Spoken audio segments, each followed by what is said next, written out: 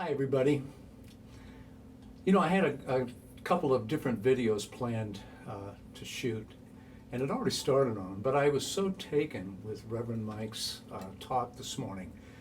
It's kind of drama versus serenity. So I decided I would make two videos based on those. So this first one, kind of a noisy, agitated video, is called "There's a Bird's Nest in My Hair." And those of you that saw the talk this morning will know what I'm talking about. Those that didn't see the talk should maybe see if you can still get it. I don't know if these things are archived or not, but they should be. Anyway, here's just a great talk. I really, really enjoyed it. So here is "There's a Bird's Nest in My Hair."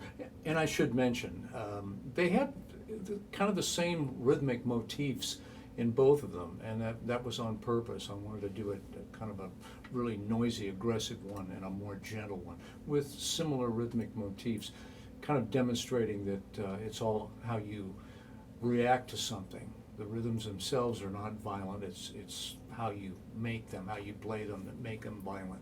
So again, there's a bird's nest in my hair.